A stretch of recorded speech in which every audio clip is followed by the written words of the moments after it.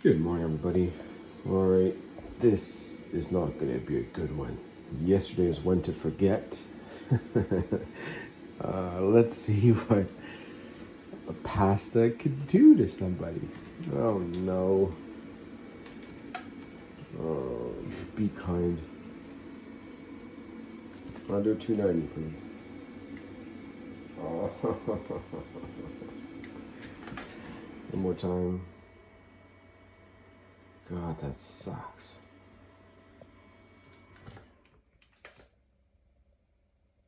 All right. Now let's explain what happened yesterday and never speak of it ever again. Good morning, everybody. All right, so you guys saw the weigh-in. It's not pretty. um, it was sort of expected. I spoke about it yesterday. Yesterday was a very, very bad day. When I started off, I wanted that restaurant so bad. I got very, very, very close to actually stopping and getting myself a breakfast because I was disappointed in my weigh-in, which is gonna happen, right? I set goals. I'm kind of hard on myself, and even though the 3 days of fasting weren't exactly how I'd planned. For example, that first restaurant, obviously I would not have done that if I would have remembered that we had something planned. I just had forgotten. So other than that, though, it was a good solid 3 days that I did, and I didn't have any slip ups aside from forgetting that. But still, when I set goals, if you've been with me before, I plan on hitting them. Just like I've said that I want to be in the 70s by Christmas. That's my next goal. I've got 3.5 weeks to drop this weight. And when I don't hit it, yeah, so I am hard on myself in that way. But yesterday, yeah, I just had a down moment, which happens, right? And I just want to eat everything and say, you know what, screw it all. I still get that too, even though I've been vlogging with you guys for 7 months and I'm positive 99% of the time, I still get those lows. And I managed well in the morning where I was able to skip that. And I spoke to you guys about the lunch. And I really, really did not want to skip that lunch because it was an important one. And it was a work event and all that. And I indulged. Oh my God, this was something else. Not only did I eat the whole pasta thing, but we had almost like a Christmas feast too, that the same day where I got to taste a little bit of everything that we usually eat Christmas time. So it was just, and it was just incredible. It was such good quality food that I just did not, and I knew, and everybody around me, they stopped. They ate a little bit and they skipped the desserts, and they, a bunch of healthy people, they they did the right thing. Me, I was really enjoying the moment, and once it was all said and done, I had the big belly. Let's go. That was good. And once that was all done, I figured, I said, you know what? I'll uh, I'll have either a sandwich for dinner or nothing at all, because I probably ate, oh, guys, I probably ate like 2,000 calories for that lunch. It was crazy, but it was so good. It was so good, and I don't think I'll ever be able to eat that stuff again. So it was one of those moments that, screw it. Let's just live in the moment. Let's enjoy these little wins in life and these opportunities, and we'll worry about the weight loss afterwards. And then for dinner, all right. So here's what happened. This is on me. I forgot this too. I get forgetful. There's always a lot on my mind, so I forget. And I shouldn't say the little details because it's not a little detail, but I had forgotten. About a month ago, I spoke with some of my colleagues here at work, and yesterday was one of my colleagues' birthday. So I remembered that. I said happy birthday. You got cake and all that stuff. I'd forgotten that we said that. You know what? I'm gonna stay late that night. And we're gonna go have some drinks and desserts and stuff. Well, I made good on that. So that night we last night we went for a drink. We had these cupcakes and stuff. So overall, terrible, terrible day, and that kind of went calorie wise. But and by the way, I had one drink. The drink was 120 calories, and I had a piece of cake or a big cupcake. Um, so the bad news is I did eat over my calories yesterday, right? And it showed this morning because that's going to stay in my system now for a couple days. The good news, there is a good news behind that in the kind of way, well, good news. There's a good way to seeing things, all right? And this is what makes things easier, and then there's something else that made things a lot easier on me today. So one of the good things is on a regular day, I usually aim for about 1,200 calories. So most days, that's what I eat. I eat 1,200 calories, and I'm allowed to eat 2,500 calories. My weight right now, for somebody that's not active, they say on a bunch of, you can look online, there's a bunch of websites, but the one that I rely on the most is the Mayo Clinic. You can have your sources, there's a lot of crappy sources, but there's some good reputable ones, right? So the one I use is, I believe is Mayo Clinic. And it says 2,500 calories, 25 and 50 or something. Let's just call it 2,500. So the fact that I eat about 12, and sometimes they can go up to 15, but sometimes it can be 11, right? So eating 12 means that I'm losing at least 12 to 1,300 calories every day. Every normal day, I'm under my weight by 12, 1,300 calories, which is why I can lose a pound every 3 days.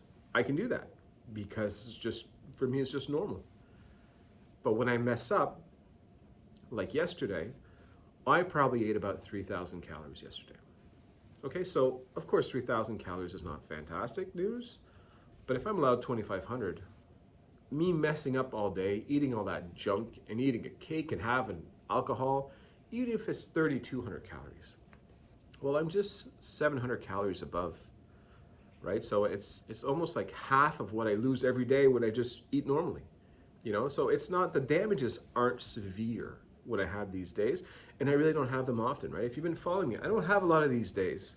I mean, if I'm on vacation, they're all these days. But if I'm not, if I'm here, I'm back home in the office, I'm usually pretty solid, pretty solid. So it really takes something to rattle me emotionally, mentally, to kind of push me on the dark side, if you will, right? And I don't get those very often. So it is what it is. Am I happy that I ate 3,000 calories plus yesterday? No. Am I disappointed? Sure, a little bit. I'll live. I've moved on already. And there is another event that's helped me move on, and it's a very convenient thing that's happened. And well, let me explain. Maybe I don't know if I've spoken about this before. Um, so I have the big opportunity that at my work, the real Santa Claus comes here. He's downstairs. We have a big parade here in Montreal, and then once the parade is done, Santa gets off his float, walks right to my job, and sits at the bottom. And everybody, the kids sit on him, ask for presents. Every year, I bring my kids. They talk to him. So I'm lucky enough to see the real Santa all the time. And we have a tradition in my house that, oh, let me get this down a little bit here. We have a tradition in my house that we write Santa Claus. The children, I help them out because they're still young. We write Santa to see if we can have an elf for the month of December. An elf that's in training, right? An elf on the shelf, if you will, which we did. And then the elf decides if they've been good enough to have, or Santa, I should say, decides if they've been nice enough all year, well, he sends an elf. And the elf will usually come with instructions. Here's what Santa wants from you. And that elf is always up to no good and changes every night and surprises us all. Okay, so they wrote the letter to Santa 2 days ago. And yesterday, because I'm so lucky to see the real Santa, I was able to give it to him in person instead of mailing it. And when I spoke to him, he told me two things. Well, he gave me instructions for my daughter, but for my son. Now, here's something about my son. And this is the part I'm not sure if I spoke about. About a month ago, we had kind of a fire in our house. Okay, the stove. The kids, I let them do their breakfast, very minimal. I don't let them do much of their breakfast, but anyways, it happened at one point that my son, he's allowed to make himself toast. My daughter, she's allowed to use the microwave now. And my daughter was making breakfast, and she wanted to she puts her egg in the microwave. It makes it fluffy. I know it's weird for some people, but it works. If you do it well, it's actually pretty good. So, but my son wanted to help her out. So my son started by making his toast. So he took out the toaster, put it on the stove, did his toast. He was done. He ate, and then my daughter got up. He goes, "Hey, can I make your eggs for you?" And she said, "Sure." So he took out the eggs, he cracked them in the bowl, then he climbed on top of the stove to open up the microwave to put in the microwave, close it, start it, and out. Now, what he didn't notice is whenever he climbed on top of the stove, which he's not allowed to do, he turned it on by mistake, and the toaster was on it. So he didn't know that. So he just went back to doing what he was doing. But about 30 seconds later, smoke everywhere, um, and the toaster's melting. And of course, my daughter yells, "Go get mommy and daddy." My son, he's freaking out. He runs to our room, but we're downstairs. So now he's running downstairs, but he's really got the hysterical kind of crying. So we come up, and of course we deal with it, and it took us 20 seconds. We got it all fixed up. But I took the opportunity to let him know just how dangerous fire can be, right? Because I said, listen, we got lucky this time, nobody got hurt. But if we were probably a minute away from the whole kitchen being on fire. So, these are things in life that if ever we are lucky enough that nobody does get hurt, we got to be sure we capitalize and explain just how dangerous life can be to a little kid that everything seems to be very simple and very forgiving, right? So, and that rattled him. And so for the last month or so, he's been traumatized, which has been hard on us. It's hard to deal with your child being traumatized and can't sleep in his own bed and gets nightmares, and every night he's in our bed. And if I try, after a couple weeks, I try to say, okay, tonight you're going to stay in your bed and I'm going to work. I work right next to his bedroom anyways. I said, I'm going to work late anyways. I'll keep an eye on you, but you need to fall asleep. And he can't do it. And he goes, Daddy, you got to come next to me. And I go, no, by yourself. And you just get that, please, Daddy. You get that cry, and you just know it's too soon. It's too soon. You can't do the tough love. You got to be there. You have to comfort.